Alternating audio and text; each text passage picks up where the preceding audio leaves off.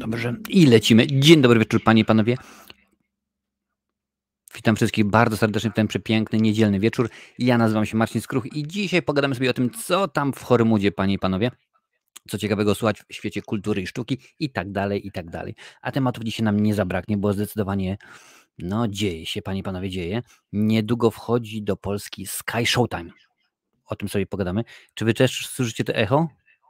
Tutaj co jest i tak dalej? Bo mi tak dziwnie troszeczkę z tych kamer pobocznych, ale dajcie znać, czy też słyszycie. Więc będzie o kilka słów o Sky Showtime. Michael Jackson, panie i panowie, również dostanie swoją biografię, będzie o tym. Niestety dosyć obfity będzie w tym tygodniu cykl PESEL-u nie oszukasz, bo odeszło od nas kilka zacnych osób. Będzie coś dla graczy oczywiście, będzie o ofercie PlayStation Plus na luty, będzie o The Crew, o Motorfest, o Ubisoftie, którzy uciekają z Polski, panie i panowie. Kolejna część Bad Boys, o tym sobie również pomówimy.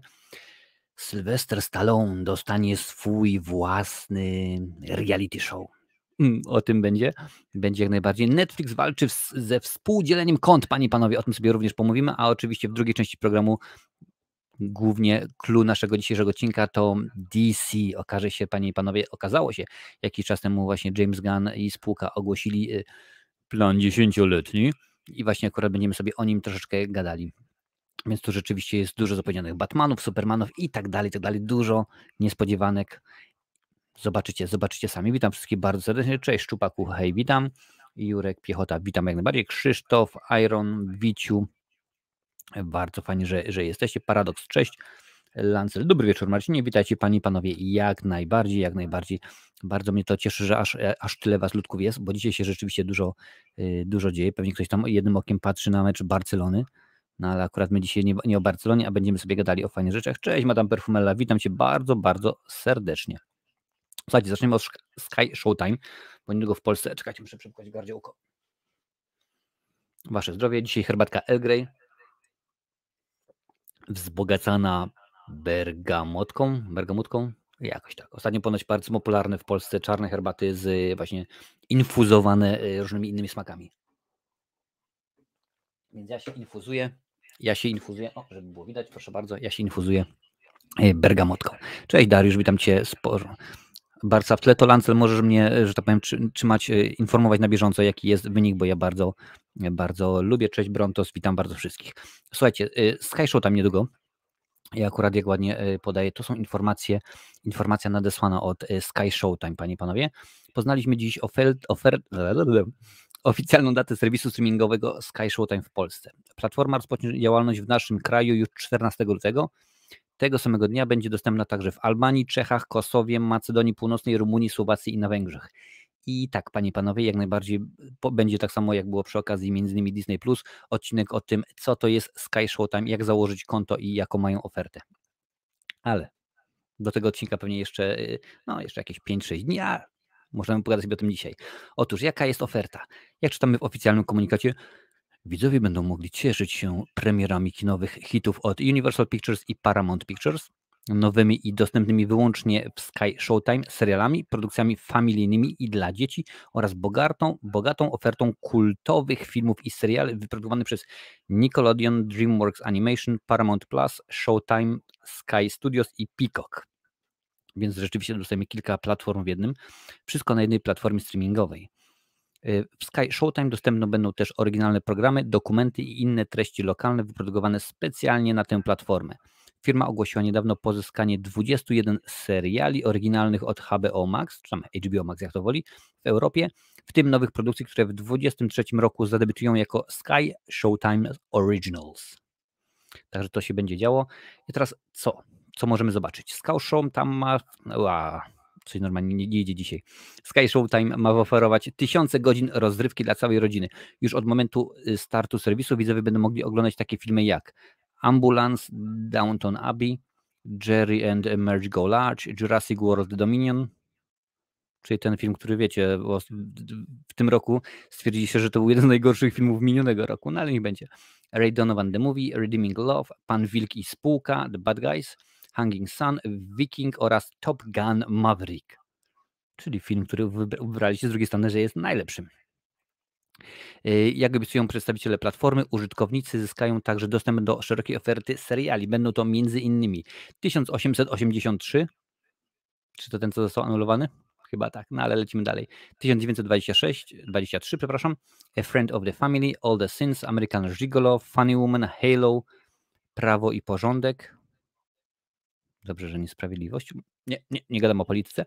Let the Right One In, Mayor of Kingstown, Pitch Perfect, Bumper in Berlin, Star Trek Strange New Worlds, czyli coś dla panów sci-fi, Souls, Super Pumped, The Battle for Uber, The Best Man, The Final Chapters, The Calling, The Fear Index, The First Lady, The Middle Witch Cuckoos, The Offer, The Rising, Tulsa King, Vampire Academy i Yellowstone. Więc widzicie, dosyć konkretnie jest mnóstwo fajnych, ciekawych rzeczy. Wśród filmów i seriali, które w najbliższych miesiącach trafią na platformę Sky Showtime, znajdą się również takie tytuły jak A Town Called Malice, Belfast, Drift, Lioness, Nie. O, widzicie, Nie, to jest akurat ulubiony film, między innymi Madame Perfumeli. Minionki, Wejście Gru, Rabbit Hole, Uśmiechnij się, Czarny Telefon i The Great Game. Subskrybenci z Europy Centralnej będą też mieli okazję zobaczyć 2 pierwsze seriale oryginalne Sky Showtime, które trafią do biblioteki serwisów w 2023 roku. Będzie to czeski serial The Winner i polska Warszawianka. Popularną lokalną produkcją, która również trafi na platformę, będzie węgierski serial Informator. Dodatkowo w marcu w serwisie zadebiutuje 7 znanych europejskich produkcji. Check It Out z Czech, Hackerville z Rumunii, One True Singer z Rumunii, Rax z Rumunii, Tough Money również z Rumunii, The Sleepers z Czech, Success z Chorwacji. Sky Showtime będzie jedynym miejscem, w którym widzowie obejrzą te seriale. No więc to są wyjątki, jak najbardziej, tak zwane ekskluzywy. No chyba tutaj widzę, że jest cena jak najbardziej. Serwis Sky Showtime będzie dostępny dla użytkowników bezpośrednio na stronie oraz w aplikacji Sky Showtime na urządzenia Apple z systemami iOS, tvOS, na urządzenia z systemem Android, a także Android TV, Google TV, telewizory LG.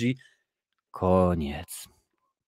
Miesięczna cena subskrypcji Sky Showtime w Polsce wyniesie 24,99. Więc jak widzicie, panie i panowie, 25 zeta i mnóstwo tego wszystkiego będzie. W Polsce, mówię w Polsce oczywiście, ponieważ tak, zgadza się, w Irlandii Sky Showtime nie będzie dostępny, ponieważ my mamy Sky'a. Właściwie to jest Sky brytyjski, bo Irlandia jako tako jest małym rynkiem, no i rzeczywiście tak to będzie wyglądało. I jak to się zapatrujecie na to w ogóle? Będziecie się bawili w Sky'a, bo tak no w tym momencie jest mnóstwo. Nie tak dawno jeszcze właśnie dołączyło Viaplay, teraz to masakra. Ja będę robił kolejny odcinek, bo rok temu zrobiłem w sumie co wybrać. Tam było kilka tych platform VOD, no ale od tego czasu kilka kolejnych dołączyło, no i rzeczywiście jest tego całe mnóstwo. Bardzo, bardzo dużo. Tutaj patrzę, co piszecie. Cześć, Odalet, witam Cię bardzo serdecznie. Dziś ze strychu 2 filmy wygrzebałem, Bękarty Wojny i Chłopców z Ferajny. Oba z tych filmów mam, nawet Chłopców w dwupłatowce, ale i tak spoko. No widzisz. Obejrzałem Megan, motyw znany z różnych filmów, stworzenie arcydzieła, które obraca się przeciwko autorowi, tak jak na przykład we Wiktor Frankenstein. Mnóstwo było takich filmów. No, widać, że to był zamach na kasę. Madame Perfumella, ten w ogóle film już chyba po pierwszym weekendzie zarobił tyle pieniądzurów, że będzie druga część. Zresztą jak widziałaś, bo tak napisałaś, no to tam jest takie oko, taka brama brandenburska otwarta do drugiej części, że po prostu masakra. Proszę bardzo, Lancel, no ja biorę na rok, jak stwierdzę, że spoko, przedłużę. Widzisz, no tutaj nie ma podanego, czy jest roczna subskrypcja, muszę sobie to akurat sprawdzić, ale to wszystko przygotuję sobie na ten odcinek, w którym powiem, o co chodzi ze Sky Showtime. Cześć, Jarosław, witam Cię bardzo serdecznie. Już tutaj patrzę, co dalej piszecie. Swoją drogą, bądź się drugi raz w kinie na awatarze, tym razem w 3D i HFR faktycznie ulepsza to odbiór filmu. No widzisz. O, proszę bardzo, Lancy pisze, że 199 zł za rok to wychodzi 16,5 zł za miesiąc. No czyli nie ma tutaj podanego w tym komunikacie. Całkiem przyzwoity pieniądzurek. Zobaczymy, kto będzie chciał. Mam Samsunga i u mnie nie da się odpalić, trochę szkoda. No bo pewnie to do wszystkich tych nowych telewizorów brązo zwierza, bo do tych, które wyszły dopiero może w zeszłym roku, 2 lata temu. Ja też mam u góry, tak, u góry mamy telewizor, który jest no nieważne, powiedzmy sprzed 8-9 lat, nie ma szans, tam nawet Disney Plus nie jest zainstalowany i nie idzie wcale.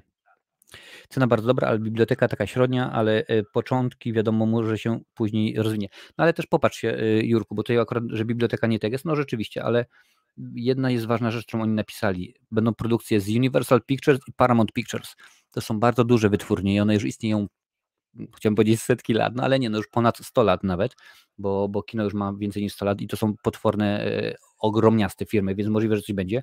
Nickelodeon, no to wiadomo, że to jest wszystko kierowane dla dzieci. DreamWorks, świetne animacje jak najbardziej. Co tutaj jeszcze mamy? No Paramount oczywiście Sky. Sky sam w sobie robi produkcje. No, może one nie są tak popularne w Polsce, bo tak jak mówię, to jest głównie rynek, może nie brytyjski, ale to jest akurat Wielka Brytania i Niemcy, Hiszpania, Francja, Włochy i tak dalej, i tak dalej. Ta zachodnia Europa dosyć fajnie się ogarnęli, a dodatkowo jeszcze HBO Max, więc no dosyć dużo, dosyć bardzo dużo.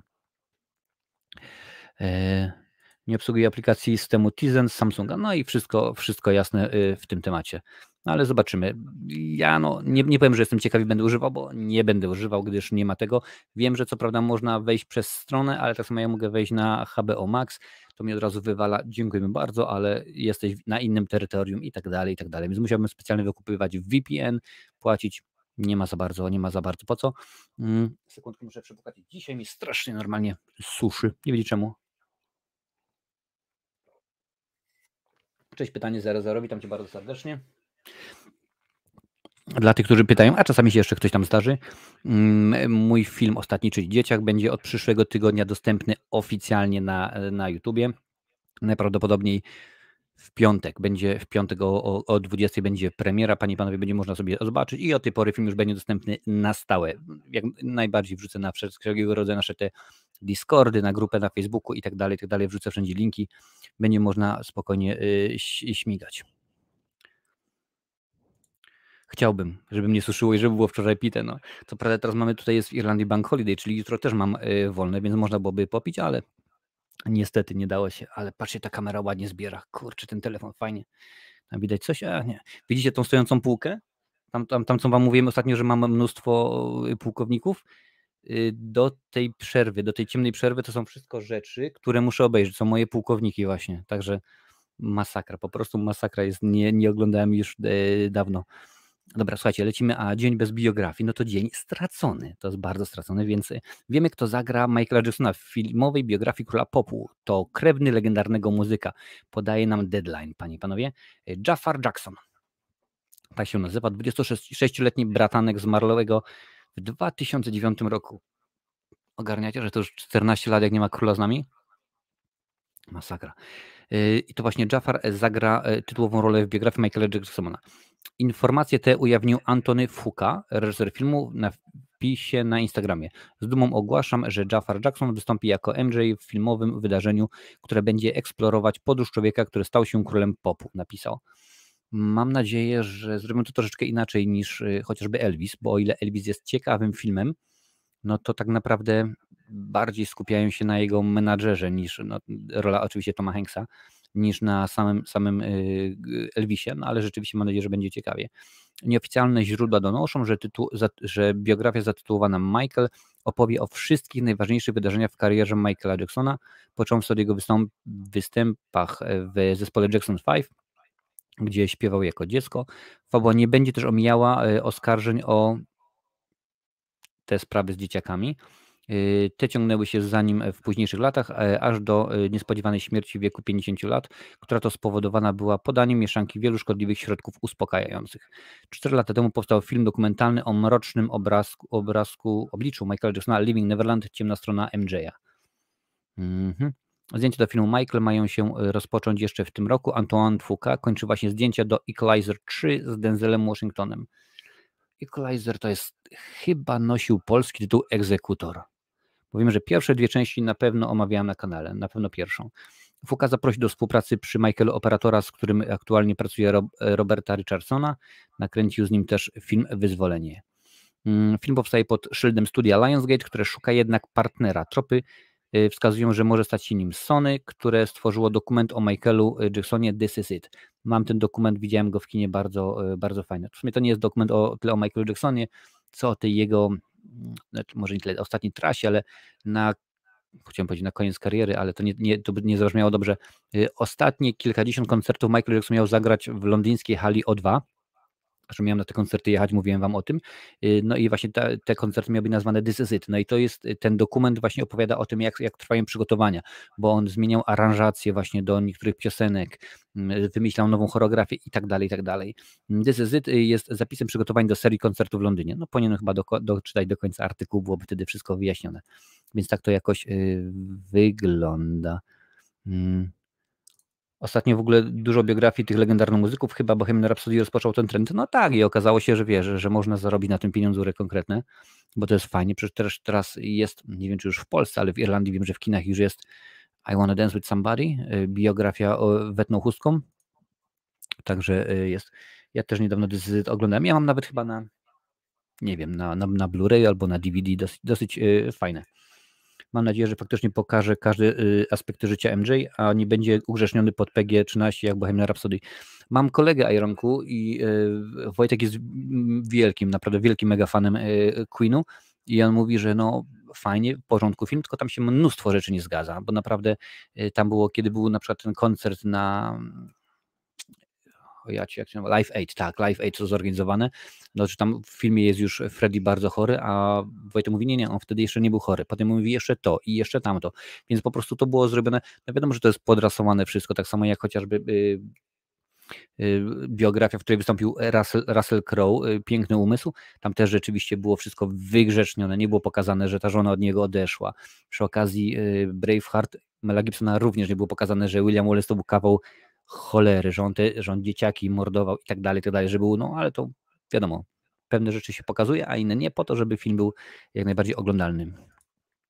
Ciekawe, czy będzie motyw z reklamą Pepsi, gdzie był wypadek MJ-a, no nie wiem, zobaczymy. Bez litości, aha, tak jest jednak tytuł polski, nie tylko bez litości. Cześć Glony, witam Cię bardzo, bardzo serdecznie. Aha, Whitney już była w Polsce, w porządku.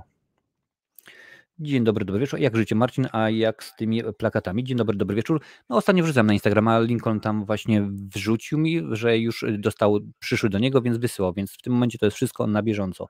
Wiktor, spokojnie. Wszystkie rzeczy rzeczywiście poszły. Jeszcze Elvis ostatnio był i Rocketman o Eltonie. No ta o Eltonie była dosyć ciekawa, więc rzeczywiście to było dosyć fajnie zrobione kino. Bardzo fajnie. Ostatnio, panie i panowie, nadrabiam Oscarowy film, bo akurat no, niedługo Oscary, więc stwierdziłem, że na Disneyu pojawia się Wakanda Forever, jeżeli jeszcze nie widzieliście. On tam jest nominowany w dosyć kilku nagrodach. W kilku kategoriach powinienem rzec. Gdzieś tu mam listę, także możecie sobie obejrzeć. Jeżeli chcecie, to bodajże w trakcie odcinka z nominacjami do Oscarów, tam było omawiane, gdzie co można obejrzeć. Ja nadrobiłem też kilka fajnych dokumentów na Netflixie.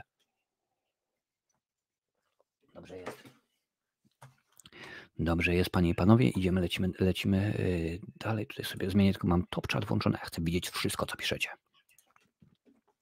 Dziękuję bardzo. 11 łapencji w górę. Dziękuję bardzo za wszystkie, bo bardzo mnie to, panie i panowie, cieszy. Jest echo? No właśnie się pytam, czy jest echo, bo ja tutaj słyszę z innych, że tak powiem, urządzeń. Możliwe, że to jest po prostu echo, no ale dajcie mi znać, czy to aż tak bardzo się przebija, czy nie. No bo niestety nie mogę nic z tym w tym momencie zrobić. Słuchajcie, panie i panowie, lecimy dalej. Teraz będzie dosyć smutny naprawdę kawałek dzisiejszego odcinka, no bo zdarzyło się, niestety, panie i panowie, zdarzyło się kilka smutnych faktów. Ja tutaj widzicie między innymi, proszę bardzo, tak, PESEL-u nie oszukasz, nie żyje, gdzieś mi tutaj umknęło, proszę bardzo, jest, nie żyje Lisa Loring, panie i panowie, dlatego macie zdjęcie również Wednesday, ponieważ ona grała tak oryginalną Wednesday w Rodzinie Addamsów wiele lat temu. Lisa miała 64 lata. W wieku 64 lat zmarła Lisa Loring, aktorka filmowa i telewizyjna, najlepiej znana z roli Wednesday Addams w oryginalnej Rodzinie Addamsów. Smutną informację za pośrednictwem Facebooka przekazała jej przyjaciółka Lori Jacobson. Z niezwykłym smutkiem informuje o śmierci naszej przyjaciółki. Lisy Loring napisała: 4 dni temu doznała potężnego wylewu spowodowanego paleniem papierochów i wysokim ciśnieniem. Więc widzicie, papierochy są złe. Jej życie było podtrzymywane przez 3 dni. Wczoraj rodzina podjęła trudną decyzję o odłączeniu jej od aparatury i Lisa odeszła ubiegłej nocy. Na zawsze pozostanie wpleciona w gobelin popkultury i w nasze serca jako Wednesday Addams. No rzeczywiście bardzo ładnie to jest napisane o Lisie. A skąd je możecie panie i panowie kojarzyć? Między innymi z takich seriali jak Doktor Kildare z Richardem Chamberlainem w roli głównej oczywiście. W swoim dorobku miała zarówno role telewizyjne, jak i filmowe. Występowała w takich produkcjach jak The Girl from U.N.C.L.E., Fantasy Island, Barnaby Jones, Krwawe szaleństwo czy Na śniegu. Jej filmografię zamyka niskobudżetowy horror komediowy Dr. Spine. Więc jeżeli kojarzycie, to możecie sobie sprawdzić. Patrzmy dalej. Tutaj oczywiście Rodzina Adamsów, który był emitowany w latach 64-66. Na planie spotkała się m.in. z Carolyn Jones, Johnem Astinem, Jackiem Cooganem, Tedem Cassidym, Kenem Waterowskim i po latach powróciła do tej roli w filmie Halloween with a New Addams Family. Wbrew temu, co ludzie pytają i co piszecie, a przynajmniej niektórzy piszą przy okazji moich shortów, nie wystąpiła w nowym serialu, czyli Wednesday. Tam się niestety nie pojawiła. Także bardzo nam przykro z tego powodu, że Lisa niestety odeszła. I panie i panowie, tak, nie jest to niestety jedyna osoba, która odeszła w tym tygodniu, a rzeczywiście kilka osób od nas odeszło. Kolejną bardzo ważną osobą był, no przynajmniej dla fanów horroru, panie i panowie, George P. Wilbur. Jeżeli się zastanawiacie, a po jakiego grzyba stary tutaj zdjęcie jest Michaela Myersa? No właśnie, ponieważ George P. Wilbur, panie i panowie, w 2 filmach wystąpił jako Michael Myers, ale o tym zaraz, jak podaje Collider, zmarł George P. Wilbur, amerykański aktor i kaskader, najbardziej znany z wcielenia się w postać Michaela Myersa w 2 częściach serii. Miał 81 lat, panie i panowie. Jako kaskader to jest ponad 130 filmów. Ja robiłem shorta niedawno i tam było rzeczywiście takie klasyki jak Ucieczka z Nowego Jorku, Szklana Pułapka, Spider-Man. Rzeczywiście naprawdę filmy niesamowite. W jego aktorskiej filmografii są m.in. takie filmy jak aktorskiej, nie kaskaderskiej. Ucieczka z planety Małp, Jak to się robi w Chicago, Uciekinier, obydwa z Arnoldem, Pogromcy Duchów 2. Wystąpił też w takich serialach jak Mission Impossible, The $6 Million Man, Magnum, a także Dynastia. Jako kaskader pracował przy takich klasykach jak Szklana Pułapka, Pamięć Absolutna, Kasyno czy Spider-Man, więc rzeczywiście mnóstwo fajnych, ciekawych tytułów. Wilbura najczęściej wiąże się jednak z horrorami, kinem grozy, zagrał m.in. w filmach Podpalacze, a jako kaskader pracował przy takich produkcjach jak Poltergeist, Egzorcysta 3, nie mówimy o tym filmie, chociaż nie, 3 była nie najgorsza, 2 była słaba, a także Milczenie owiec. 2-krotnie wcielił się w Michaela Myersa, ikonicznie zamaskowanego zabójcę serii Halloween. Aktor zagrał tę postać w filmach Halloween 4, Powrót Michaela Myersa oraz Halloween 6, Przekleństwo Michaela Myersa. Występ Wilbura w roli napastnika był swoistym restartem serii, powrotem Myersa po eksperymencie, jakim było Halloween 3, sezon czarownic, w którym się nie pojawił zamaskowany morderca. Nieprawda, pojawił się w zwiastunie telewizyjnym. Wilbur pracował też przy filmie Halloween 5, Zemsta Michaela Myersa, ale jedynie jako kaskader. W Michaela tam wcielił się Don Shanks. No niestety, panie i panowie, to akurat nie jest dobry czas dla wszystkich, ale żeby było, no, za fajnie byłoby rzeczywiście, jakby tylko tak było. Panie i panowie, tak, odszedł. Nie wiem, Leonard Pietraszak, o nim oczywiście mowa. Nie wiem, czy kojarzycie go jako Dowgirda z Czarnych Chmur, czy jako Kramera z Wabank. No nieważne, czy też chociażby występ w 40-latku, ale rzeczywiście bardzo dużo ciekawych ról. W wieku 86 lat, jak podaje Polska Agencja Prasowa, zmarł wybitny aktor Leonard Pietraszak, znany m.in. oczywiście z Wabank, Czarne Chmury czy 40-latek. Wiadomość o jego śmierci przekazał prezes Związku Artystów Scen Polskich Krzysztof Szuster. W oficjalnym komunikacie czytamy: z ogromnym żalem i smutkiem informujemy, że odszedł Leonard Pietraszak, wybitny aktor teatralny, filmowy, telewizyjny, wieloletni członek naszego stowarzyszenia. Zawsze pomocny, życzliwy, z ogromnym wyczuciem i wrażliwością. Był nie tylko wspaniałym artystą, ale przede wszystkim niezwykle dobrym człowiekiem. Stworzył wiele niezapomnianych ról teatralnych i filmowych, za co publiczność go uwielbiała. Jego odejście to ogromna strata dla kultury. No rzeczywiście mnóstwo ciekawych, fajnych ról. Ja tylko oczywiście przypomnę najczęściej pułkownik Dowgierd w serialu kostiumowym Czarne Chmury. Może i ten serial nie zapadłby mi w pamięć, gdyby nie to, że albo w Tarnowie, skąd pochodzę, gdzie przez większość swojego życia mieszkałem, albo pod Tarnowem były kręcone część oczywiście odcinków. 2 lata później Pietraszak stworzył na małym ekranie kolejną słynną kreację doktora Karola Stelmacha, przyjaciela tytułowego bohatera 40-latka. Niezapominaną postacią był także złowieszczy bankier Gustav Kramer. z kasowego dyptyku komedii kryminalnych Wabank w reżyserii Juliusza Machulskiego. Inne znane tytuły w dorobku Pietraszaka to m.in. Kariera Nikodemadyzmy, tak, ta z Romanem Wilhelmim, Danton, Wajdy, Kronika wypadków miłosnych, King Size, Siedlisko oraz Listy do M. Po raz ostatni aktor pojawił się na ekranie w 2012 roku w filmie Marii Sadowskiej Dzień Kobiet. W 2000 roku Leonard Pietraszak został odznaczony Krzyżem Oficerskim Orderu Odrodzenia Polski, a w 2010 otrzymał z kolei złoty medal zasłużony kulturze Gloria Artis. No niestety panowie i panie, PESEL-u nie oszukasz. Wasze zdrowie, ich zdrowie. Sekundkę, muszę tutaj wlać herbatkę.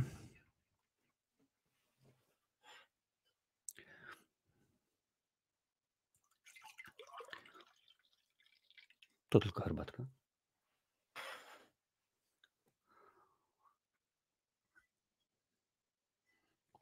Dobrze, lecimy. Lecimy dalej. Gdzie to tutaj, co tutaj się podziało? Okej, panie i panowie.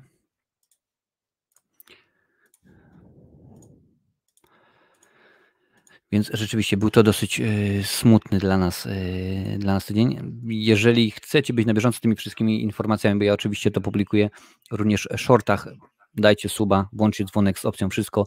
Naprawdę codziennie są te shorty, więc można sobie spokojnie to wszystko nadrobić. Już tutaj patrzę, co piszecie. Ciekawe, co sądziła o Ortezie jako Wednesday. No na pewno było jej miło, wiesz, z tego chociażby aspektu, że ten film, ta rodzina Adamsów wróciła po latach do istnienia, można było rzec. Cześć Misio, witam Cię bardzo serdecznie. Panie i panowie, zrobimy dzisiaj sobie afterka, także zapraszam wszystkich na Discorda zaraz po naszym odcinku. Cześć ich pamięci, jak najbardziej, zgadza się.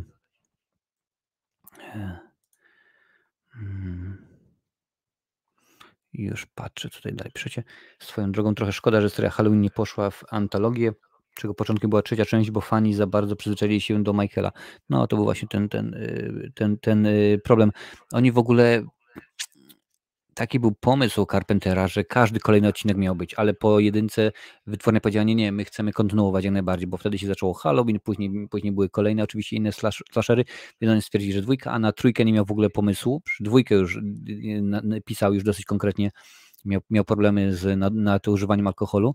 Zresztą powiedział po latach w wywiadzie, że to, że sprawił, iż zarówno Laurie, jak i Michael są rodzeństwem, to był największy bzdura, największy błąd, no ale to gdzieś tam się po latach to na wszystko jakoś naprawiło. Rest in peace dla wszystkich, zwłaszcza pana Leonarda, który był dla mnie top 5 najlepszych aktorów ever. No ja go pamiętam z takiego filmu Trójkąt Bermudzki. Tam wystąpił on, Jan Peszek i chyba Marian Kociniak. Tak, zgadza się. Rzeczywiście taka akcja, taki kryminał, można było powiedzieć rzeczywiście. Cześć, Nocturno, witam Cię bardzo serdecznie. Zgadza się, tutaj widzę, muszę tutaj wziąć w swoje ręce. Tutaj pytanie, troszeczkę rzeczywiście przeginasz, masz tymczasowo wyciszony jesteś. Jeszcze raz i będzie czerwona kartka. Panie i panowie, lecimy dalej, bo rzeczywiście dużo teraz jest tematu. Co tutaj patrzymy? Coś dla graczy, tak, bo rzeczywiście oferta PlayStation Plus na luty jest i jak to właśnie ładnie podają, nie powala, nic ciekawego, chociaż pogoda za oknem płata nam figle. W ogóle słyszałem, że w Polsce śniegu jest mnóstwo. Rewelacje, naprawdę rewelacje, panie i panowie. To po dobrej styczniowej ofercie posiadaczowie PlayStation Plus mogą szykować się na lekką odwilż w postaci Oli World, Mafia Definitive Edition, Evil Dead oraz dodatku do Destiny 2 Beyond Light. No nie szaleję, bo akurat Evil Dead było ostatnio za darmola, no ale Oli World to trzecia część cenionej serii Oli, stworzonej przez nagrodzoną statuetką BAFTA studio Roll 7. Więc można sobie spokojnie śmigać. Mafia to pierwsza część sagi przestępczej Mafia, lata 30. ubiegłego wieku, miasto Lost Haven. Więc można pośmigać. Evil Dead Game, no czy oczywiście wiadomo, że wcielamy się w Asha Williamsa lub jego przyjaciół z legendarnej serii Martwe Zło i pracuj zespołowo w grze wyładowanej po brzegi akcji dla wielu graczy w trybach kooperacji i PvP. A na koniec Destiny 2 Beyond Light. Z pradawnych piramid unoszących się nad zamarzniętymi obszarami Europy zrodziła się nowa moc, a pod nimi powstało mroczne imperium. Dołącz do innych strażników z Destiny 2. Więc to można na PlayStation Plus. okej, ktoś tutaj jest w ogóle, kto uskutecznia PlayStation Plus? Macie wykupioną tę subskrypcję, czy raczej odpuściliście i was to nie interesuje? Jak to jest z wami, panie i panowie? Zaraz tutaj zobaczę, co piszecie. Lancel Mafia Definitive Edition, świetna gra gangsterska, świetna historia, polecam, no widzisz. Mi się wydaje, że ja w to jakiś czas temu grałem, ale to było dawno temu i tak do końca chyba nie pamiętam. Marcinie, co sądzisz o pomyśle Netflixa odnośnie nowej wersji Znachoran? O tym również dzisiaj będzie, bo akurat tutaj mam... W ogóle nie wiem, czy widzieliście na Facebooku, Piotr Bałtroczyk wrzucił zdjęcie, mówi, to jest porażka, to jest masakra, jak można, jest tylko jedyny i wyłącznie profesor Wilczur, Rafał Wilczur i pokazał swoje zdjęcia, on teraz wygląda koszmarnie, naprawdę kilka chorób się do niego przyplątało. Wydaje mi się, że to może być ciekawy pomysł, bo ja pamiętam oczywiście i tę wersję z Jerzym Binczyckim oraz Piotrem Franczewskim oraz tą starszą. Chyba bardziej byłem przyzwyczajony właśnie do tej wersji z Jerzym Binczyckim. Zobaczymy, no bo to jest klasyk, no to w ogóle możemy teraz o tym w ogóle pomówić, akurat miało to być za chwilę, ale możemy to pogadać o tym jak najbardziej teraz. Wydawało mi się, że tutaj pewnych rzeczy się nie przesadza, no ale to widzicie, no to tak to jest, ale jednak dokończymy. Nie, dokończymy najpierw coś dla graczy, potem sobie pogadamy o profesorze Wilczuru. Słuchajcie, Ubisoft zapowiada nowe The Crew Motorfest. Zabierze nas ono na Hawaje. Jak podaje informacje nadesłane od Ubisoftu, prawie 5 lat po premierze drugiej części Ubisoft zapowiada kolejną część serii The Crew. Tym razem francuska firma zapowiada wejście w nową erę wraz z pojawieniem się rynku The Crew Motorfest. Co jest jednak zaskakujące, gra mimo wejścia na nową erę będzie dostępna jeszcze w tym roku na konsolach PlayStation 5, PlayStation 4, Xbox Series XS i Xbox One, a także na komputery PC. Zaskakuje tutaj przede wszystkim fakt, że Ubisoft zdecydował się wydawać tytuł na poprzednią generację, ale z drugiej strony trudno jest zrezygnować z tak dużej bazy klientów.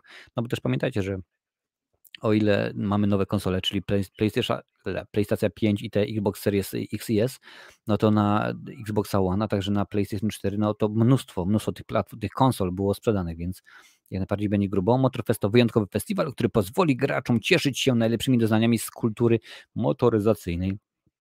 Umożliwi miłośnikom samochodu spełnienie ich marzeń o pełnej akcji jazdy poprzez serię dostosowanych wyścigów, tematycznych wydarzeń i innych wyzwań. Niezależnie od sposobu jazdy, każdy gracz znajdzie coś dla siebie.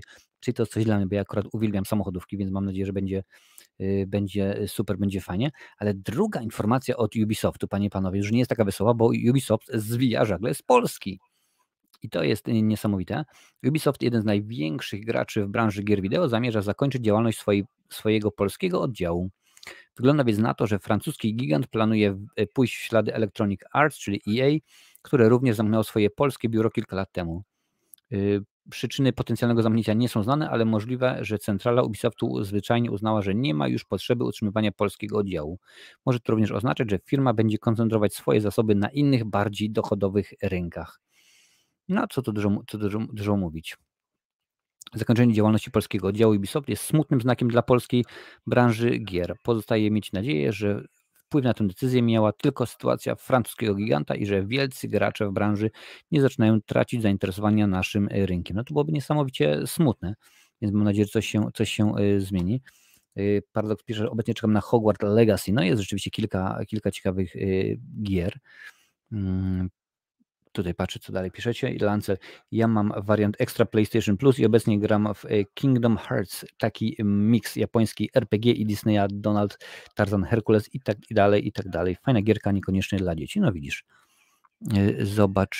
Zobaczymy jak to będzie.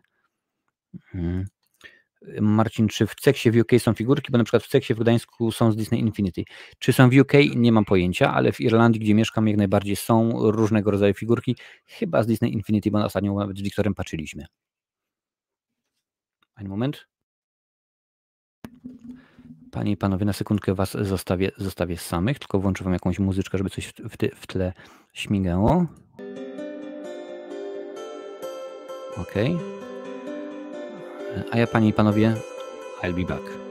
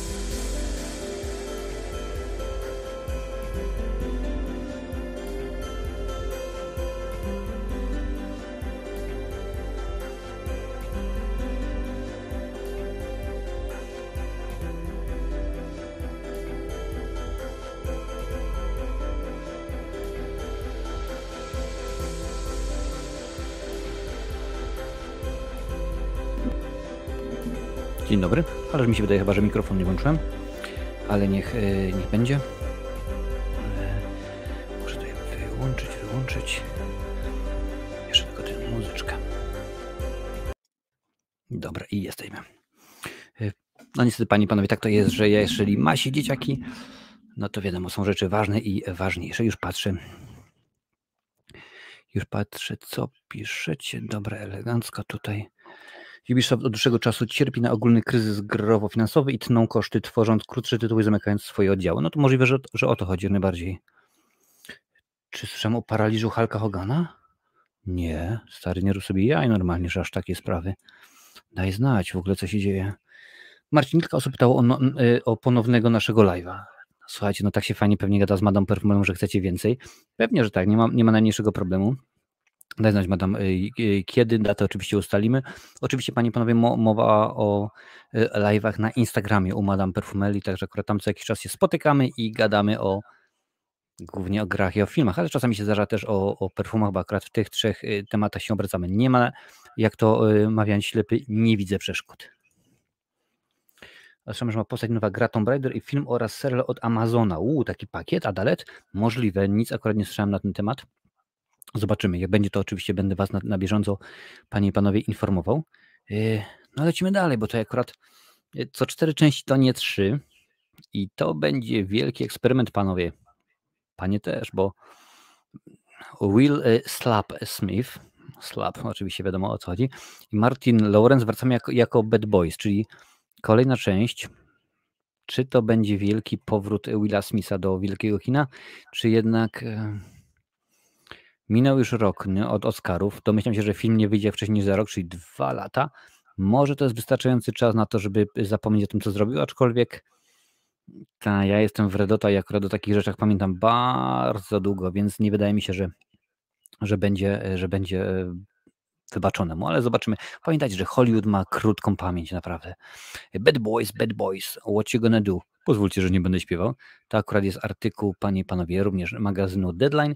Wygląda na to, że kultowi bohaterowie Michaela Bay'a nie powiedzieli jeszcze ostatniego słowa.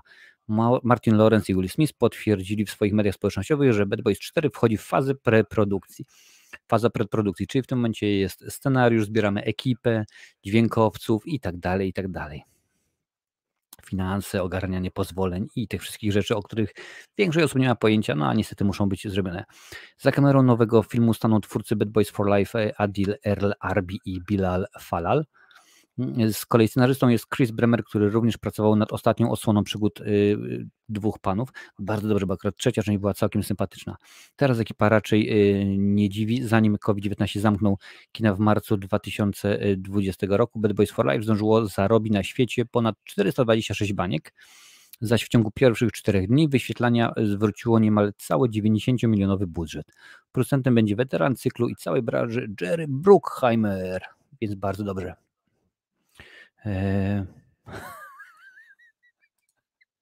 Dawaj kapela. Nie, dziękuję bardzo. Już ostatnio ktoś mi napisał, że bo weszła nie tak dawno recenzja 7 części chyba, tak, 7 części Władcy Lalek, no i to był oczywiście bluzgana recenzja. Ktoś mi stwierdził, że mój śmiech jest jak Chuckiego, także nie będę za bardzo szalał, panie i panowie. Co tutaj było? Okej. Reżyserzy bezustannie wędrują pomiędzy komercją a kinem artystycznym. Niedawno napisali i wyreżyserowali film Rebel o małym chłopcu islamskiego wyznania dorastającym w epicentrum rodzinnego konfliktu. Premiera miała na ubiegłorocznym festiwalu w Cannes. Z kolei w telewizji pracowali jako producenci wykonawczy oraz reżyserzy pilota i finałowego odcinka serialu Miss Marvel. No i całkiem mi to nieźle wyszło. W ostatnim jak dotąd filmie cyklu Policjanci z Miami, niech będzie, i jej elitarny zespół Ammo biorą na celownik szefa kartelu Armando Arnasa. No tak to rzeczywiście było dosyć całkiem fajnie przeprowadzony ten film, sprawnie. Pamiętam, że widziałem, bardzo mi się podobał. Co myślicie? Czy Will Smith to jest rzeczywiście osoba, którą chcemy zobaczyć już w tym momencie w kinie? Czy już mu wybaczyliśmy, zapomnieliśmy to jego zachowanie na Oscarach, czy jesteśmy gotowi? Napiszcie, ja sobie wypiję herbatkę i zobaczę, co tutaj piszecie. Już tutaj patrzę. Swoją drogą był duży szum wobec tego Hogwarts Legacy, co ciekawe głównie wokół J.K. Rowling, która z grą z sensu stricto nie miała nic wspólnego. No tak, no po prostu niektórym ludziom się nudzi. Nawet dzisiaj rozmawiałem z Mają, bo akurat ona ogląda teraz Flasha od początku i tam mówiłem, że aktor, który grał postać Ralpha Dibneya, Elongated Man, też go wykopali, bo znaleźli tam jakiś jego wpis na Twitterze sprzed 10 lat, ktoś go uznał, że on obrażał tego i tamtego i tak dalej, także co tu się dzieje, że rzeczywiście jest słabo. No, różnie z tym wszystkim jest. Tutaj było powrót Willa Smitha do wielkiego kina. Miał okazję przy filmie King Richard. On chyba do tych był nominowany do Malin, co? Jakoś tak słabo. Czy zdarza mi się śpiewać pod prysznicem? Oczywiście, że tak i tylko i wyłącznie prysznic akceptuje moje śpiewanie, także tak to jakoś jest.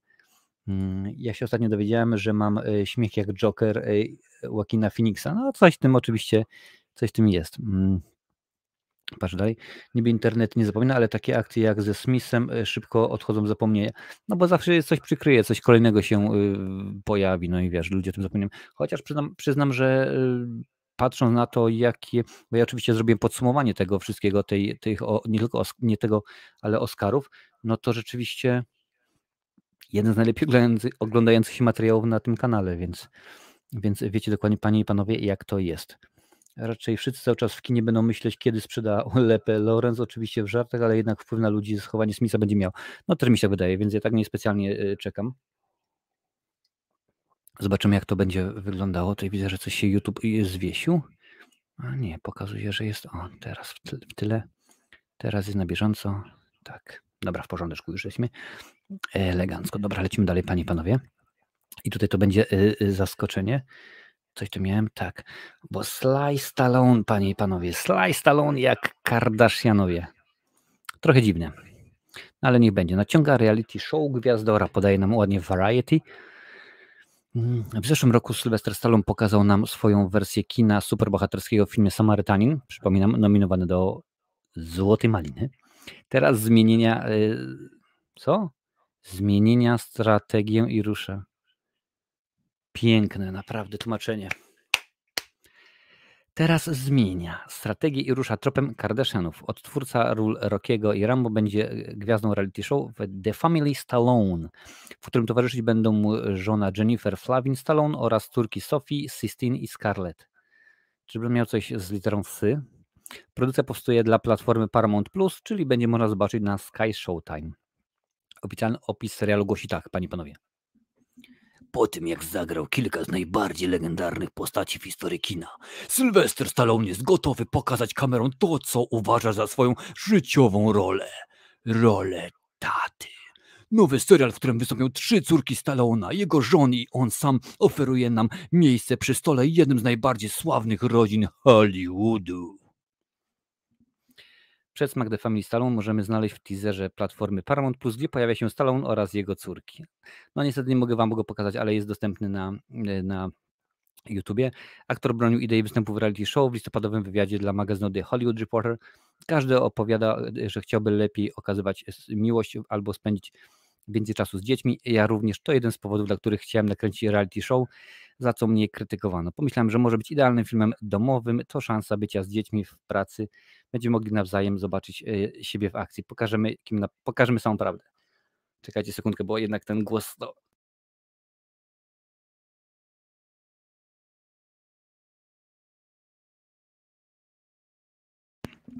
Jednak bycie lektorem to takie trudne jest. Nie wiem, nie czaję tego, w pewien sposób tego nie kupuję. To tak samo jak teraz Cynthia Rothrock, znana aktorka oczywiście z filmów kopanych, niedawno odpaliła kampanię na Kickstarterze, ponieważ zbierano nowy film. Tak, no to nie są rzeczywiście żadne tam tak zwane no-name, to nie są osoby, których nie słyszeliśmy. To są rzeczywiście ludziska z krwi i kości, którzy są gwiazdami, które już zarobiły tam rzeczywiście grube miliony, czy chociażby konkretne pieniądzury. No i nie wydaje mi się, że byłoby to tak sensownie. No zobaczymy, jak to będzie wyglądało tym razem. Na razie, jak dla mnie, to jest słabe. Chyba nie będę raczej zainteresowany, żeby to oglądać. Nie patrzyłem też na Stevena Seagala, kiedy tam był jakimś szeryfem. Kiedy oglądamy, jakiś tam pojawia się jakaś laska, ktoś mi mówi, że to Kardashianka, ja mówię, dobrze, a która? Bo ja nie znam żadnej. No taki rzeczywiście jestem łoś, no ale zobaczymy.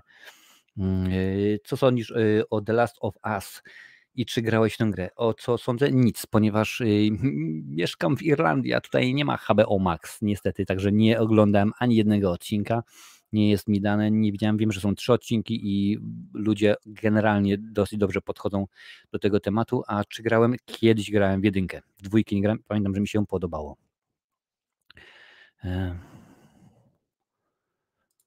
Ja też lubię słuchać zapisów live'u Marcina podczas podróży, a dziękuję bardzo. Dziękuję bardzo. Dajcie znać, jak tam meczyk, panie i panowie, bo jestem ciekaw, jak tam sobie Barca radzi. Jak dla mnie jedynym tego typu programem był ten o rodzince Osborne odjechany, ale wciągający, no bo to z tego co pamiętam chyba był pierwszy, tak, w tego typie. No w ogóle Ozzy się źle czuje, panie i panowie, odwołał swoją europejską trasę, miał się pojawić, ale niestety okazało się, że dziękuję bardzo. Kardashianki to idealny przykład osób, które są znane z tego, że są bogate i kontrowersyjne, coś jak Godlewskie. Czyli są znane, że są znane. A to Godlewskie są te od tej piosenki o Karpiu, czy coś takiego? To były one? Czy tam Happy Birthday to You, jakoś tak? Dajcie znać, bo ja pamiętam, że kiedyś to mi ktoś podesłał na YouTubie, włączam i nagle jest masakra. Dziękuję bardzo. Barcelona 1-0, Jordi Alba, pięknie. To od Jezusa Maluśli, nie pamiętam, no ale to rzeczywiście zabawne, więc słuchajcie, panie i panowie, temat wcześniej poruszony, ale jak najbardziej można do niego teraz nawiązać, bo jest w tym momencie ku temu czas i miejsce. Pytaliście, co myślę właśnie o nowym profesorze Wilczurze. No więc najpierw przeczytam, o co chodzi, żeby wszyscy byli w temacie. Jest to na podstawie informacji nadesłanej od Netflixa. Netflix przygotuje nową adaptację Znachora. Data premiery nowej wersji ulubionej przez Polaków historii profesora Rafała Wilczura nie jest jeszcze znana. Wiadomo jednak, że film trafi na platformę jeszcze w tym roku. W roli tytułowej zobaczymy Leszka Lichotę. i wydaje mi się, że to jest dobry wybór. Pewnie większość z Was kojarzy go z reklam Łomży, tak? Chyba Łomżyk, Cieplunio, plaża i tak dalej. Rzeczywiście, ale no, on wystąpił w kilku fajnych innych produkcjach. Znachor to słynna powieść Tadeusza Dołęgi-Mostowicza. Opowiada ona o losach profesora Rafała Wilczura, wybitnego chirurga, którego opuszcza rodzina w wyniku niefortunnego splotu okoliczności. Traci on pamięć i pod przybranym nazwiskiem osiada w niewielkiej wiosce. Zyskuje rozgłos, gdy operuje źle nastawione nogi syna młynarza. W ostatniej wersji tego syna młynarza grał Artur Barciś. Po wielu latach spotyka swoją córkę, panie i panowie. Stanowisko reżysera objął Michał Gazda, który pracował na planie takich seriali jak Wataha, Odwróceni czy Zachowaj spokój. Znachor będzie jego pełnometrażowym debiutem, więc bardzo, bardzo ładnie. I tak, w rolę profesora Wilczura wcieli się Leszek Lichota, partnerować mu będą Maria Kowalska jako Marysia, Ignacy Lis jako hrabia Czyński oraz Anna Szymańczyk jako Zosia. W pozostałych rolach m.in. Mirosław Haniszewski, Mikołaj Grabowski, Izabela Kuna, Paweł Tomaszewski, Małgorzata Mikołajczak i Łukasz Szczepanowski. No, nie mamy wielkich nazwisk, panie i panowie, ale rzeczywiście jak najbardziej w porządeczku.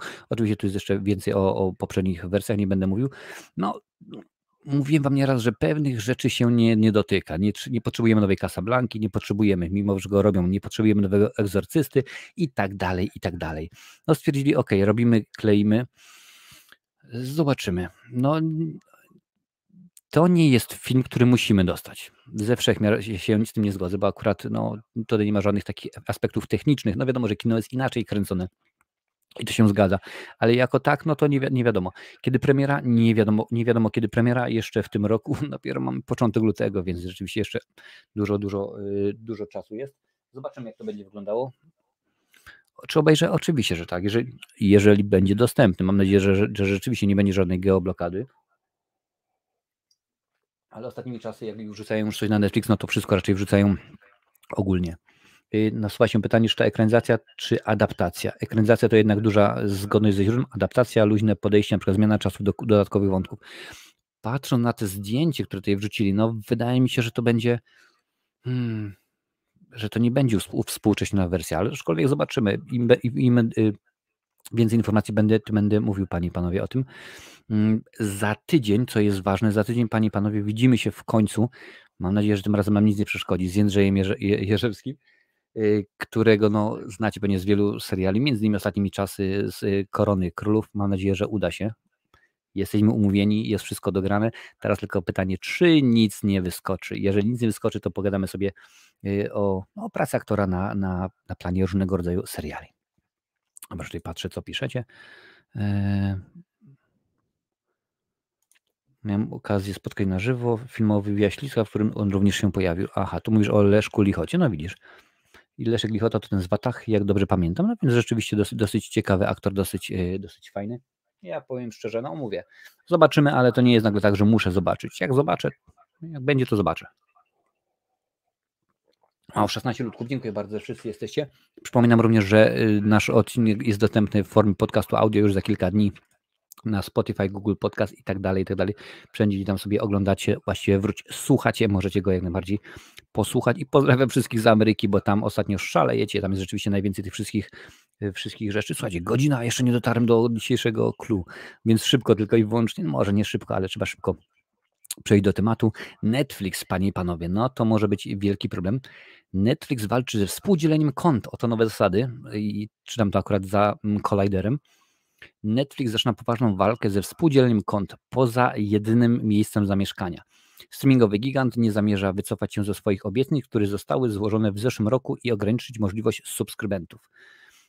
W sieci pojawiły się niepotwierdzone oficjalnie szczegóły nadchodzących zmian, które ma dotyczyć ponad 100 milionów użytkowników platformy. Ostatnio przeczytałem takiego tweeta, że Netflix jest na najlepszej drodze, ażeby sprawić, żeby osoby urodzone po 1998 roku dowiedziały się, co to są torrenty. Coś w tym jest. Netflix rozpocznie od weryfikacji, czy wszyscy zalogowani na dane konto mieszkają w jednym domu. Aby nie zostać zablokowany przez platformę, będzie trzeba co najmniej raz na 31 dni poprzez przypisaną do danego domu sieć Wi-Fi obejrzeć jedną z produkcji. Jeśli na konto zostanie nałożona blokada w celu jej zdjęcia, trzeba będzie skontaktować się z obsługą techniczną serwisu. Osoby, które dotychczas korzystały z dostępu kogoś innego, będą miały możliwość skopiowania swojego profilu na nowym koncie. Jeśli zdecydujecie się tego nie robić, zostaną już zablokowane, dopóki nie zarejestrują się samodzielnie. Jednak Netflix obecnie nie zamierza automatycznie obciążać ich opłatami. Czyli może się skończyć. Z Netflixa będą mogli korzystać też podróżujący. Z platformy będą mogli korzystać również użytkownicy podróżujący.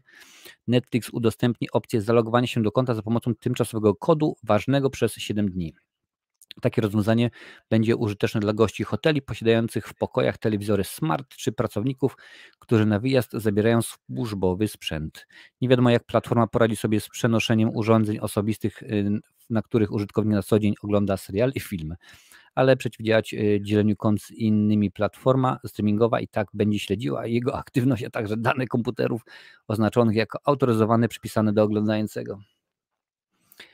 A jak oglądanie na wielu urządzeniach będzie wyglądało?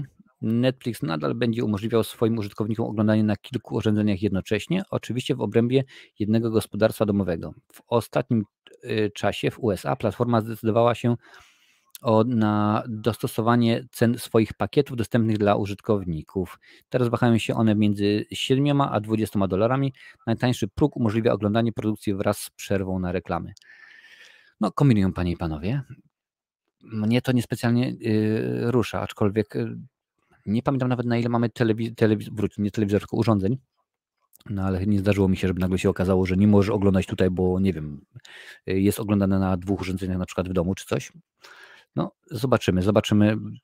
Bardzo często takimi rzeczami potem się bardzo szybko wycofują, bo to nie zdaje. A pamiętajcie, że w tym momencie Netflix nie jest najpopularniejszą na świecie platformą streamingową, bo najpopularniejszą jest ogólnie Disney, bo oni tam rzeczywiście mają kilka tych różnego rodzaju platform podpiętych pod swoją firmę. No i tak to jakoś wygląda, że Netflix stracił już autorytet, pierwszeństwo. Jak dla mnie Netflix to ostatnio straszna równia pochyła, dużo bardziej wolę HBO Max, nie tylko ze względu na o wiele wyższą jakość oryginalną produkcji. Problem z Netflixem jest taki, że ażeby otrzymać na przykład 4K, no to trzeba więcej zapłacić. Na przykład na HBO czy na Disneyu płacisz jeden abonament i dostajesz wszystko w pakiecie i dziękuję bardzo. No i to jest w sumie chyba lepsze.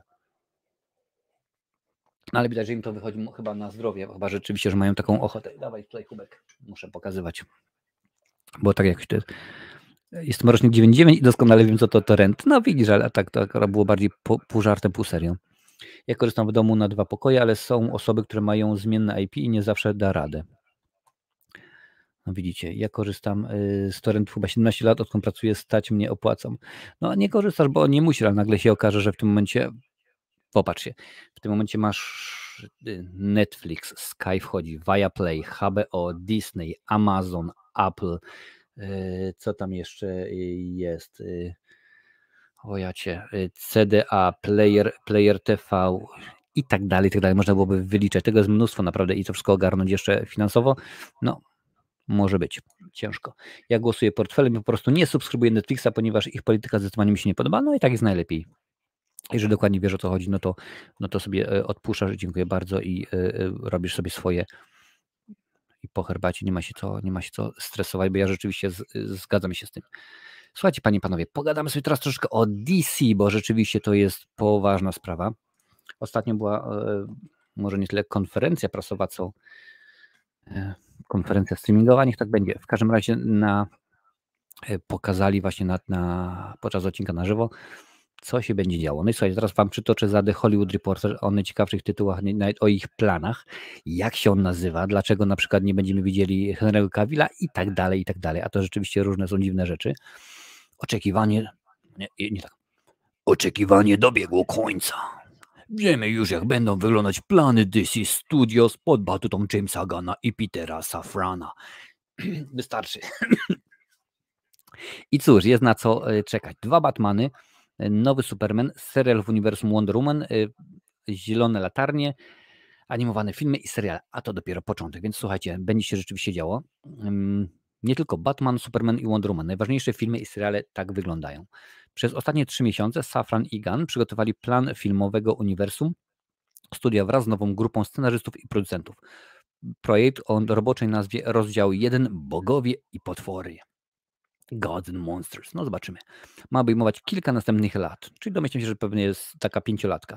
Oto pierwsza połowa rozdziału pierwszego, czyli najważniejsze z zaplanowanych produkcji w kolejności, które mają pojawiać się w kinach i na platformach streamingowych. Zobaczymy, czy to będzie tylko i wyłącznie na HBO Max, tak jak ma to przy okazji produkcji Marvela, że tylko jest wyłącznie na Disneyu. Popatrzymy. Słuchajcie, zaczynamy od Creature Commandos. Ani, anonimowa, tak? Animowana 7-odcinkowa seria napisana przez Jamesa Gana, obecnie już jest w produkcji. To uwspółcześniona wersja opowieści o zapomnianych bohaterach DC, klasycznych potworach z horrorowego uniwersum walczących z nazistami. Producenci szukają obsady głosowej, która, jak zajdzie taka potrzeba, powtórzy swoje role już w filmie fabularnym, aktorskim. No, zobaczymy. Zobaczymy, jak to będzie. Właśnie się dowiedziałem, że powstaje Shrek 5, pisze Ciekawe Gier. Cześć, Ciekawe Gier, witam bardzo serdecznie, też mnie cieszy, nie patrzyłem jeszcze.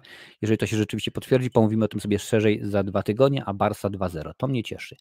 Lecimy dalej. Waller, przygotowana z myślą o HBO Max, spin-off serialu Peacemaker. Kojarzycie Peacemakera oczywiście z Johnem Ceną. Opowiadający o Amandzie Waller, w tej roli ma powrócić Viola Davis. Scenariusz przygotował twórca Watchmen, Crystal Henry oraz Jeremy Carver, odpowiedzialny za Doom Patrol. No więc zwolnili go z Doom Patrol, bo zakończyli już emisję, więc tutaj wracamy, proszę bardzo. I lecimy dalej. Superman Legacy. Nowy film o przygodach człowieka ze stali. I uwaga, sam James Gunn pisze scenariusz i najprawdopodobniej stanie również za kamerą, choć nie zdeklarował się oficjalnie w tej sprawie. To ma być film, który na dobre zapoczątkuje nowe uniwersum DC. Poprzednie projekty, które twórca nazwał przystawkami do dania głównego. Przepraszam bardzo, bo muszę przestać robić ten głos lektora. Nie będzie to ani tak zwane origin story, ani kontynuacja żadnego ze znanych obrazów o Supermanie. Ma opowiadać o bohaterze, który mierzy się z własnym dziedzictwem i ziemskim wychowaniem i który jest siłą dobra oraz empatii w świecie, który tych wartości nie ceni. A data premiery? No dopiero ogłosiliśmy, już znamy, panie i panowie, 11 lipca 25. Więc wszystkie te produkcje, o których mówimy, no to dopiero się najwcześniej zaczniemy je oglądać w przyszłym roku. Patrzymy dalej. Kolejna produkcja to Lanterns, czyli Latarnie. Długo oczekiwany serial Grega Berlantiego. Berlanti, czy to jest czasem ten od CW i od tych wszystkich Flashów, Arrow i tak dalej, chyba tak, który został przepisany do tego stopnia, że praktycznie powstaje od nowa. Całość ma być inspirowana detektywem, tym serialem oczywiście, zaś przygody Zielonych Latarni, na ekranie pojawią się Hal Jordan i Jon Stewart, mają wpisać się w szersze kinowe uniwersum DC. No, bardzo mnie to cieszy. Kolejna produkcja to The Authority. Film o mniej znanych bohaterach DC, być może z kategorią wiekową R. Fajnie się zapowiada. Ich zadaniem jest ochrona planety przed wrogimi siłami, to nic nowego. Różnią ich natomiast ekstremalnie brutalne metody. Nie każda historia komiksowa to opowieść o tych dobrych i tych złych, mówi Gunn. Niektóre o gościach przypominających Jacka Nicholsona z Ludzi Honoru, albo o gościach, którzy sami tak siebie postrzegają. Widać, że chyba wzięli naukę od tego, co pokazywało nam Marvel, no bo się okazało, mówię ogólnie Marvel, no powiedzmy Deadpool dał radę, rzeczywiście pokazali, że można zrobić dobre, mocne kino, więc tego akurat rzeczywiście chcemy i mam nadzieję, że tak będzie coraz lepiej, bo produkcje tutaj są bardzo ciekawe. W tym momencie na HBO Max wjechał, nie teraz, ale kilka dni temu The Animated Series, czyli to z lat 90. Tak, tam głosu Batmanowi użyczał Kevin Conroy. Chciałem powiedzieć jedyny słuszny, ale jeden z najlepszych, jak dla mnie, Batmanów. Rzeczywiście to jest niesamowita rola, niesamowite przedsięwzięcie, więc warto sobie obejrzeć, warto sobie zobaczyć. Herbatka się kończy. Damy radę. Okay. Zaraz lecimy dalej. Teraz będziemy mówić o Paradise Lost, panie i panowie, tylko zobaczę, co tutaj piszecie. Proszę bardzo. Bardzo mi się nie podoba obecny styl filmów animowanych DC, ta kreska i wygląd postaci jakoś mi nie pasuje. No ja akurat lubię, powiem ci, wiesz, ona chyba się nie zmieniła od lat 90. i ja to lubię. Brendan, muszę ci przyznać, że bardzo przemyślny sposób robisz swoje live'y. Szanuję to, że dzielisz tematy na segmenty, dzięki temu się to dynamicznie i przyjemnie słucha. Dziękuję bardzo, Brendanie. Słuchaj, no te odcinki już powstają. Jest tu jakaś osoba z wiedzą tajemną, no chyba tak ze 3 lata już te odcinki raczej są robione i słuchaj, powinieneś widzieć na początku jeden z nich, ja pamiętam, zaprosiłem raz Kamila, tak? Kamil to jest muzyk, kompozytor między innymi piosenki do filmu Predator Czas Celtów, no i zadzwoniłem do niego, no i okazało się, że w końcu coś na OBS-ie nie łączyło. Więc to było tak, że normalnie w pewnym momencie fizycznie wziąłem telefon, zadzwoniłem do niego, mieliście jego obraz tutaj gdzieś był pokazany, a ja tutaj był telefon i dzwonię do niego i mówię, Kamil, a teraz powiedz mi na takie pytanie, czy na przykład coś tam i potem przykładałem no zdarza się, ale człowiek się uczy. Dziękuję bardzo za takie miłe słowa. I to jeszcze nie jest koniec. Dla mnie najlepszym przykładem dobrego, mocnego kina jest Logan. Zgadza się, Ironku. I dla mnie to jest świetna sprawa, ponieważ najczęściej jesteśmy przyzwyczajeni do tego, że mamy w porządku, że pierwsza część jest dobra, druga słabsza, trzecia najsłabsza, a tutaj jest odwrotnie. Tutaj jest totalnie odwrotnie, bo jak dla mnie, jeżeli chodzi o trylogię Wolverina, to trójka jest najlepsza, dwójka jest dobra, a pierwsza traktujemy jej tak, jakby nigdy nie powstała. Nigdy nie zapomnę, jak ktoś napisał, że lubi zasypiać do twojego głosu. Tak było, zgadza się. Także można spokojnie ze mną sypiać.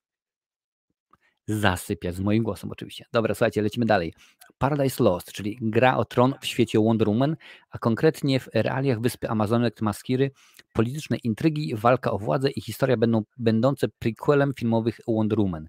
Jak się można domyśleć, nie zobaczymy Gal Gadot w tymże filmie, w tymże serialu. The Brave and the Bold, czyli troszeczkę nawiązanie, czyli nowy film o Batmanie. Gunn zapowiada projekt jako wprowadzenie postaci Batmana do DCU. Tak się będzie oficjalnie nazywało, nie DCEU, tylko DCU, czyli DC Universe. Pierwsze skrzypce mają grać w nim Robin oraz Damian Wayne, czyli to syn Bruce'a Wayne'a, jak określa go twórca, mały skurwiel. To jest syn Bruce'a Wayne'a i zapomniałem, jak miała na imię córka Ra's al Ghula. Jeżeli wiecie, to przypomnijcie mi. Inspiracją są prace Granta Morrisona o Damienie, który wychowany przez zabójców staje się morderczym socjopatą. Wiemy też, że Batmana na pewno nie zagra w tej produkcji Robert Pattinson. Więc Robert Pattinson zmyka. A czemu? Już bardzo szybko wam mówię. Kolejna produkcja to Batman, część druga.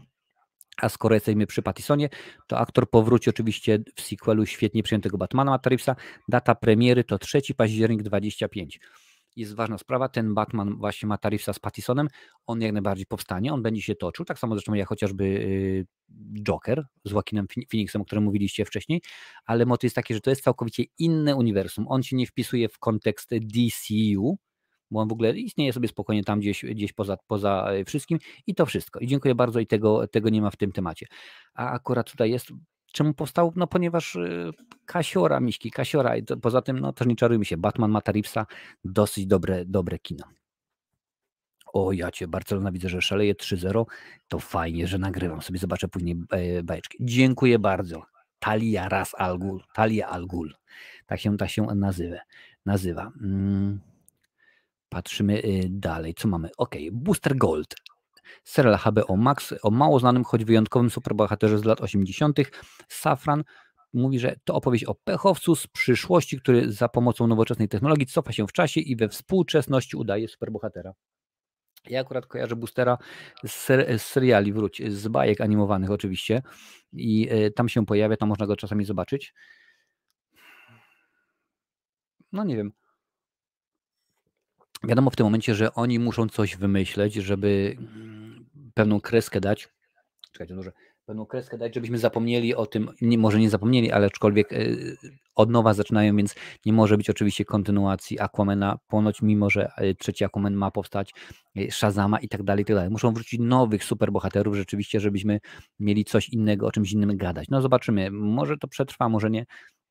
Skoro chcą robić, pamiętajcie też, że HBO Max jako nowa platforma streamingowa musi rzeczywiście tworzyć te swoje produkcje. Lecimy dalej. Supergirl, Woman of Tomorrow. Inspirowana niedawną serią Toma Kinga, nowa powieść o Supergirl ma być całkowitą reinterpretacją tej postaci. Zobaczymy znaczące różnice dzielące Supermana, wysłanego na ziemię i dorastającego w kochającej rodzinie, oraz Supergirl, wychowaną w spartańskich warunkach, obserwującą, jak jej najdrożsi giną w koszmarnych okolicznościach. To będzie hardkorowa Supergirl, jeszcze takiej nie widzieliście. Jest taka animacja o Supermanie, który zamiast do Stanów Zjednoczonych trafia do Związku Radzieckiego. Możecie sobie zobaczyć, to jest taka kreska oczywiście, jaką ja lubię, jaką ja znam. Zobaczymy, jak to będzie wyglądało. Ciekawe może być. No Supergirl to jest jedna z tych postaci, które tak naprawdę, no ja wiem, że mieliśmy ją w serialu w tym Arrowverse oczywiście. Przypominam, że w Arrowverse w tym momencie jeszcze będzie jeden sezon Flasha. Powróci w nim Oliver Queen. My name is Oliver Queen. Jeszcze jedno. You have failed this city. Ale tutaj fajny był pogłos. Powinienem sobie jakiegoś voice moda włączyć i wrzucić wam pogłos. No ale rzeczywiście jakoś tak to wyglądało. Patrzę. Ciekawe jest to, że Marvel co chwilę tworzy nowego bohatera, który się sprzedaje, a DC wraca po raz któryś po Batmana. Tak, zajazd. Ja w ogóle się zastanawiałem cały czas, albo bardzo często dostawaliśmy Jokera.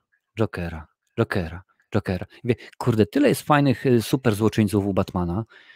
Jest oczywiście Strach na wróbla, którego troszeczkę liznął Nolan. Mieliśmy Killer Croca i tak dalej, Clayface i mnóstwo, a my cały czas dostawaliśmy to samo. No ileż można. Już tutaj patrzę, co dalej piszecie. Akurat Shazam był dla mnie całkiem przyjemnym filmem. Tak, no niedługo będzie druga część. Też mam nadzieję, że będzie fajnie. W Smallville też był booster, tyle niepochopny co egoista, który chce zarobić na superbohaterstwie. O widzisz, Smallville nigdy nie oglądałem niestety. Tak, Redstone tutaj właśnie Dariusz pisze odnośnie tego Supermana, która zamiast do Stanów Zjednoczonych trafia do Związku Radzieckiego. Był też Superman, który trafił do Rzeszy, tam był jeszcze bardziej zakręcona sytuacja. O widzisz, no nie widziałem. Jeżeli masz tytuł, podrzuć, może gdzieś mi się uda dorwać.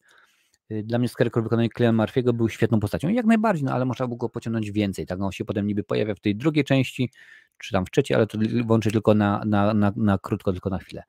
No i na deser, panie i panowie, i tu będzie niespodzianka, Swamp Thing, czyli horror z akcentem na horror, który ma być zarazem finałem pierwszej części rozdziału pierwszego całego uniwersum. Mówię, że niespodzianka, ponieważ pamiętacie, niedawno wypuściła chyba Netflix, tak? Wypuścił The Swamp Thing sezon pierwszy i zanim pierwszy jeszcze odcinek został opublikowany, oni już powiedzieli, że kasują serial. Nie będzie drugiego sezonu, dziękuję bardzo. To było dla mnie zaskoczenie. No tak się jakoś stało, ale słuchajcie, lecimy dalej. To nie koniec, co poprzedzi rozdział pierwszy, czyli nowe uniwersum Jamesa Gunna i DC. I co dalej z aktorami, którzy teraz grają superbohaterów DC? No i to jest niespodziewanka, ponieważ chyba w zeszłym tygodniu wam mówiłem, że Gal Gadot, Ben Affleck, a także Henry Cavill mają skarżyć Warnera ze względu na to, że oni czas swój zarezerwowali, ponieważ mają podpisane kontrakty na wiele filmów, no i musieli tam gdzieś zarezerwować czas, więc nie mogli przyjąć kolejnych projektów, kolejnych produkcji, wiadomo, i tylko musieli cały czas czekać na to, co się będzie działo ze względu na Warnera i teraz mają ich skarżyć, no domyślam się, że grube miliony, jeżeli nie miliardy dolarów, no straty po prostu, bo nie przyjęli innych produkcji i cały czas czekali na to. Zobaczymy, jak się to będzie rozwijało. Ale popatrzmy, co będzie, zanim wejdzie rozdział pierwszy. Zanim plan na dobre się rozhula, czekają nas jeszcze inne produkcje, o których wiemy znacznie więcej. Są wśród nich m.in. proszę bardzo, pytaliście, macie Shazam, Gniew Bogów, to już 17 marca, czyli już za miesiąc z małym okładem. Powstający w bólach Flash Andy'ego Machitego, to jest 16 czerwca. Ja z tym filmem mam problem, ponieważ on jest przekręcany, znaczy może nie przekręcany, źle powiedziane, są dokrętki, są zmiany robione i tak dalej, ale już czytałem nie recenzje, ale powiedzmy wypowiedzi kilku krytyków i kilku twórców, że widzieli ten film i to jest jednak, jeżeli nie najlepszy, to jeden z najlepszych filmów superbohaterskich w ogóle. Ja mam problem, bo w tym momencie z takim nastawieniem będę szedł na ten film i no może być słabo, no ale zobaczymy. Słuchajcie, tak to jest. Patrzymy dalej, który Gunn nazwał jednym z najlepszych filmów komiksowych, jaki widzieliśmy. To Gunn też mówił, ale to wiadomo, chwyt Materkindody. Dalej Blue Beetle, to 18 sierpnia, a także Aquaman i Zaginione Królestwo 25 grudnia. I to wszystko w tym roku, więc rzeczywiście dosyć dużo tego. Ale teraz twórca mówi, to nie jest Gunversum. Zależy nam na tym, żeby całe uniwersum było różnorodne, żeby klimat był zróżnicowany i odzwierciedlał wrażliwość najróżniejszych autorów i autorek, w tym upatrując całej zabawy.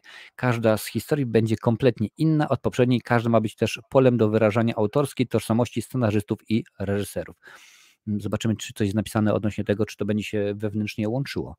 Spytani o to, co będzie z aktorami i aktorkami wcielającymi się w dotychczasowe wersje znanych i kochanych bohaterów, Safran i Gunn uspokajali. Słuchajcie. Gal Gadot, czyli Wonder Woman, Zachary Levi, czyli Shazam i Jason Momoa, czyli Aquaman, a także Ezra Miller, czyli The Flash, który jest w trakcie odwyku, dochodzi do siebie i przyjdzie jeszcze pora na pytanie o jego przyszłość, mówi Safran.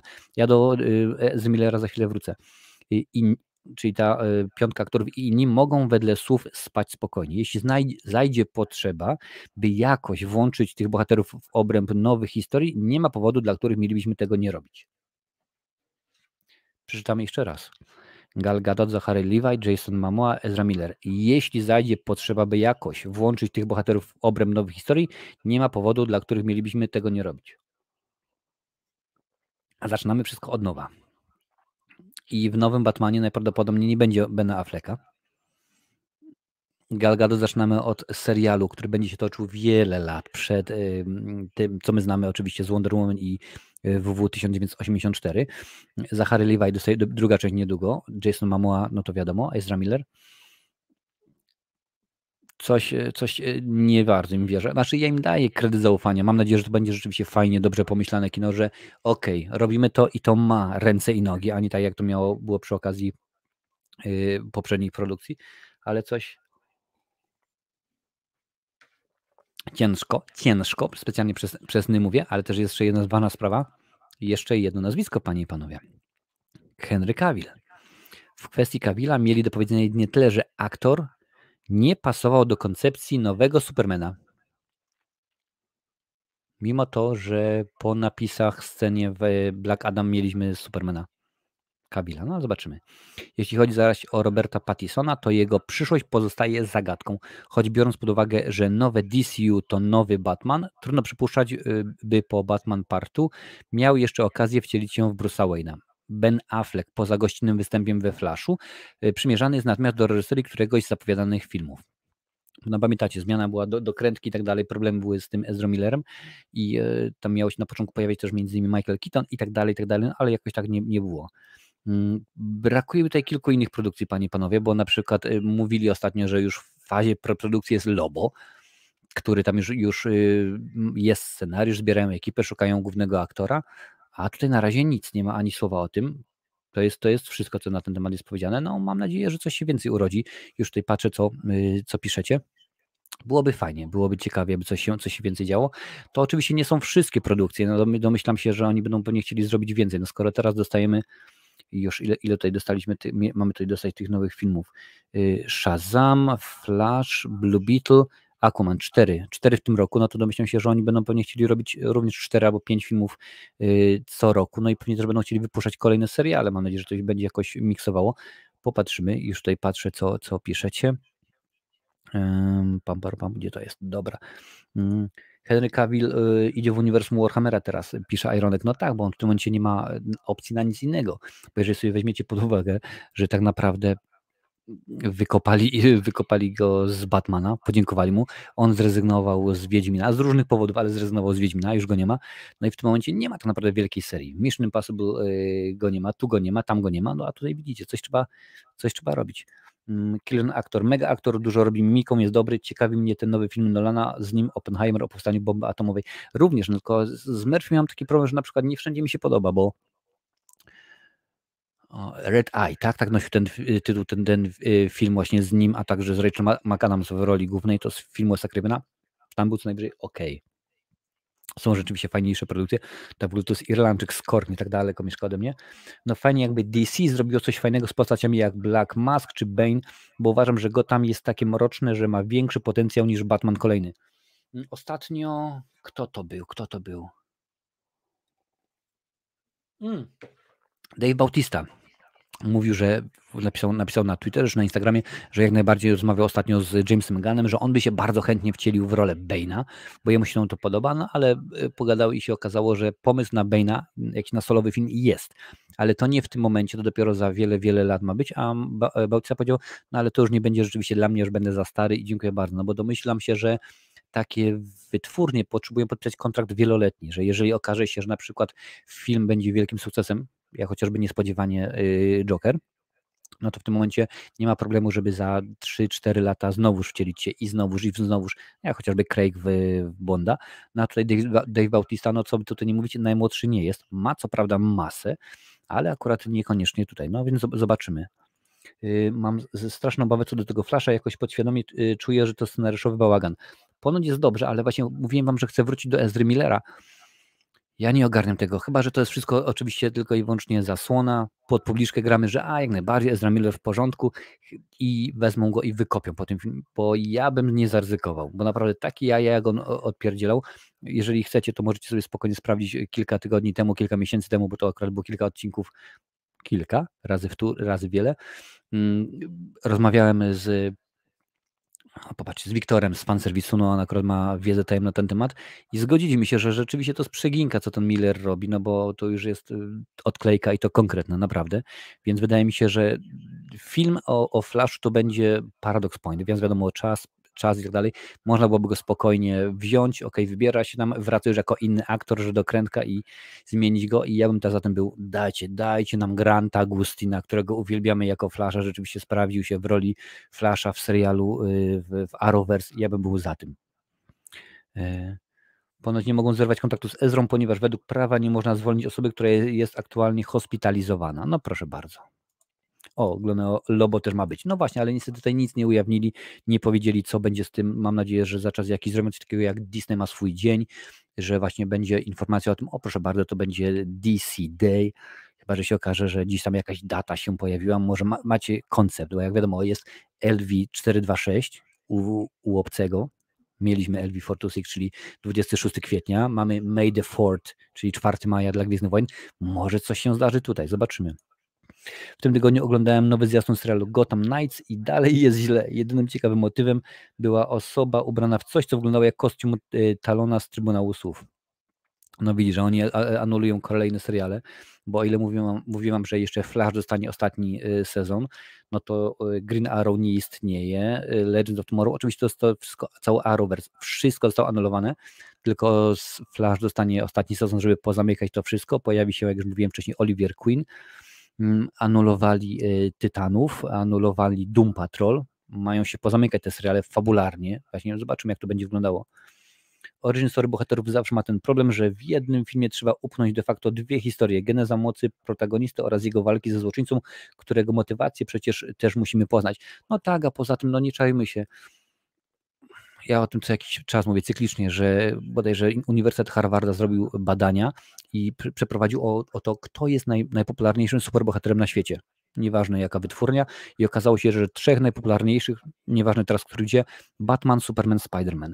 Więc tworzenie kolejnego filmu typu właśnie Origin Story, tak jak tutaj mówisz, o tym jak powstał i w ogóle ugryzł mnie pająk albo rodzice i tak dalej, no to się mija z celem, bo my mieliśmy to oczywiście w wykonaniu już Michaela Keatona, mieliśmy to przy okazji Christiana Bale'a. Nie potrzebujemy, my to znamy, my to wiemy, nie chcemy tego dostawać.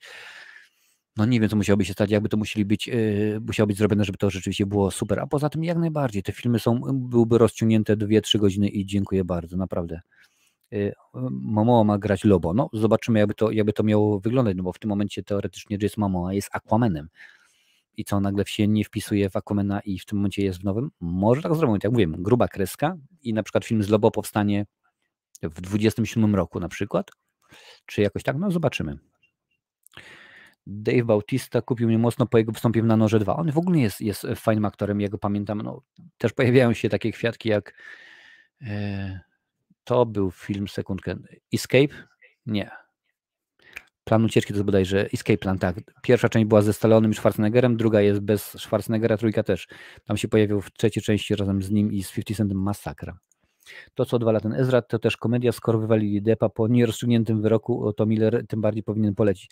No tak, tylko akurat tak jak tutaj było pisane wcześniej, że mamy osobę hospitalizowaną, a tu mamy faceta oskarżonego o coś. Ezra trzeba zamknąć i wyrzucić klucz, on już jest stracony z tym, co się odstawiał. Pamiętaj, że Hollywood ma krótką pamięć, Dariuszu, jakbyś na początku to mówiliśmy o tym, że no, będzie czwarta część Bad Boysów, Will Smith powraca. Jeżeli sobie przypomnicie, o co był oskarżony Kevin Spacey, albo nie oskarżony, i co mu udowodniono, albo nie, powraca, kręci filmy i tak dalej, i tak dalej. Z tego wszystkiego chyba tylko się Harvey Weinstein i Bill Cosby nie wydostali. A czy nie mało, bo jest zasada uniwersum, żeby nie mieszać postaci, on już Aquaman w przypadku uniwersum to nie do ogarnięcia. No ale pamiętaj, że ten Aquaman to był DCEU. Teraz będziemy DCU, więc to jak najbardziej może coś w tym być, zobaczymy. Ja pamiętam, że chyba taką informację podawałem wam jakiś czas temu. Dobra, już patrzę. Właśnie dla ciebie, który najlepszy Batmanem, bo dla mnie Christian Bale. No to wiesz, to jest pytanie, kto jest najlepszym Jokerem. No nie da się porównać. Ja wychowałem się na Batmanie Michaela Keatona i to dla mnie będzie zawsze najlepszy. Chociaż ktoś może powiedzieć, ok, ale przecież mamy oczywiście Batmana z lat 60. Mieliśmy później Bale'a, mieliśmy później George'a Clooney'a, ale o tym zapominamy.